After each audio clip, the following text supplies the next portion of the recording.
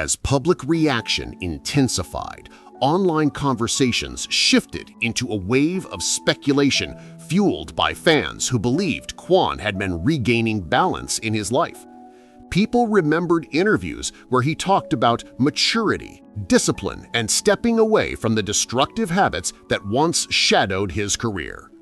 The more these discussions circulated, the more the official overdose explanation felt disconnected from his recent behavior. A huge catalyst in the skepticism came from how fast the toxicology report was released.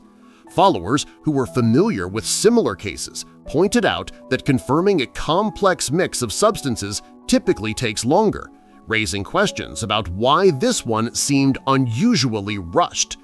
Social media threads exploded with doubts about whether Quan was a heavy user at all, with many saying they couldn't recall any history of him abusing the kinds of pills mentioned in reports.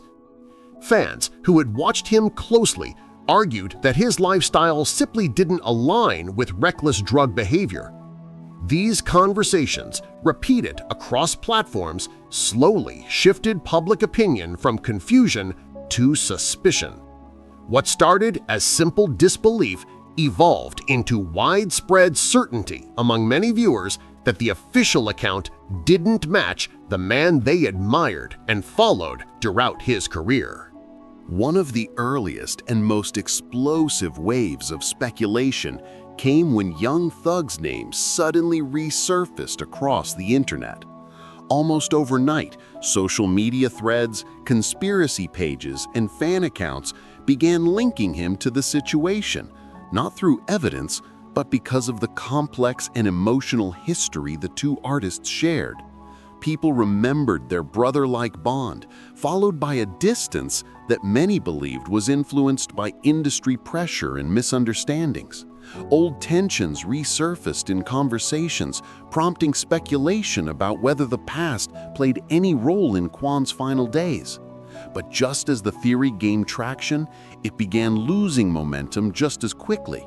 Fans reminded each other that Thug had publicly denied any lingering issues, explaining that outside forces had contributed to their separation. What truly shifted the narrative was Thug's emotional reaction in court when he learned of Quan's passing, a moment widely shared online. His visible grief softened hearts and changed the tone of conversations, making many dismiss the idea that he could have been involved. As these reactions spread, the theory fizzled out, replaced by an understanding that their relationship, despite its ups and downs, wasn't a source of motives, but of genuine brotherhood. Attention then turned to the people inside the house the morning Quan passed. Online investigators, fan communities, and gossip blogs began dissecting every detail from the 911 call. Many listeners pointed out how calm Amber Williams sounded and questioned why she tried looping Quan's father into the call while the situation was unfolding.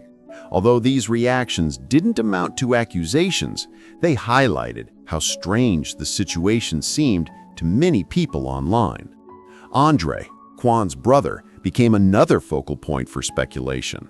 Fans scrutinized the sequence of events, Andre finding Quan on the kitchen floor, moving him before calling for help, and later posting himself wearing Quan's clothes. Each of these elements fed into theories circulating online. Kia Brown also became a topic as people questioned her vague responses about when she arrived or what she had witnessed that morning. The combination of uncertain timelines, unusual decisions, and conflicting accounts created a cloud of suspicion among fans. While none of the details were presented as proven facts, the internet's interpretation formed a narrative that made many people look closely at those who were physically present during Quan's final moments. Quan's father became the heart of the entire discussion. His interviews, filled with raw grief and disbelief, resonated deeply with fans. He described his parenting style, strict, aware, present, and emphasized that while he knew Quan occasionally smoked or drank, pills were something he never saw his son use. His voice and words carried the weight of a father who felt the official explanation didn't align with the son he raised.